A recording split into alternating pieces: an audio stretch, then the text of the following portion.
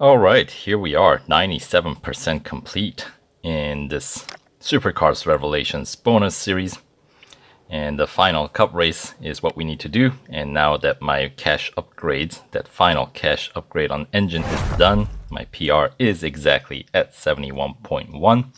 So yeah, if you won this car through the limited time series, that turns out to be exactly 380 extra gold that you have to spend in order to complete this series, basically. And the other two cars, 570 GT, the other McLaren, and the Ferrari J50, neither of them can reach the PR requirement for this final race. For that matter, I don't think they can quite reach the one before, the one at Suzuka either. That one required, what, 69.5? But regardless, this is the car that you're gonna have to use to complete the series. So, you know, if you only need to upgrade one car to be able to wrap up a series, obviously that's the more economic way to go, instead of, you know, maxing out all your cars and you're only able to use one car to reach the finish line, if you will. Then that's, you know, there's certain benefits to, obviously, the fully upgraded cars, but if you're on a budget, then you gotta be conscious of what you're spending versus how much you're gonna be bringing in.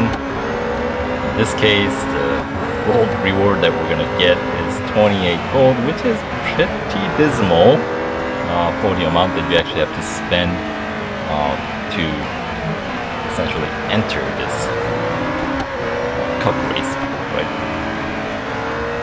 So, you know, 28 return of 28 gold in the investment of almost 400, 380 to be exact.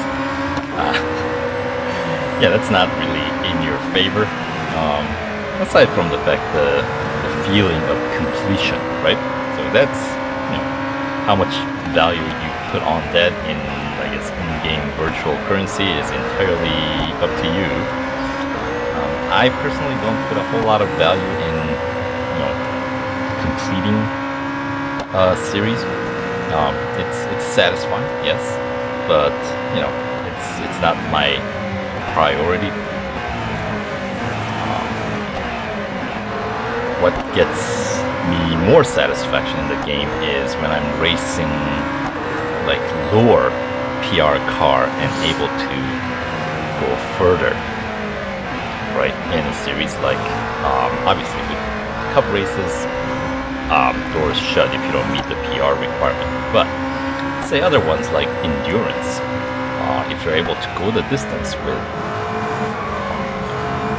a car that does not have much upgrades or any at all, right? So that's why sometimes I keep the some cars, even though it's just cash upgrades in the first tier upgrades, sometimes I'll just leave them alone just because I do enjoy the challenge.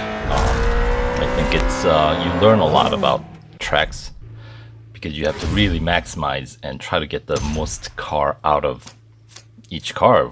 And I think of getting more upgrades as kind of like more upgrades you get, the car becomes essentially more forgiving of your mistakes.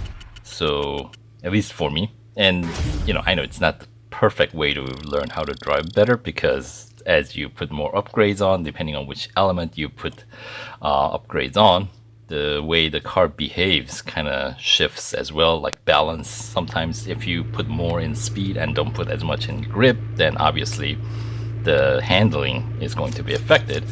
So all that, you know, is a little bit more dynamic in that sense. But you know, I feel like when you're running the car in stock, you get a better sense of how the car is meant to be handled. I don't know.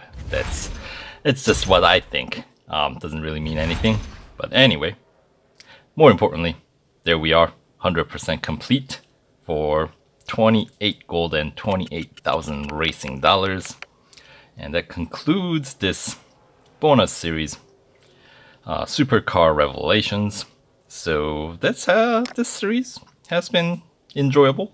Enough that I actually completed it.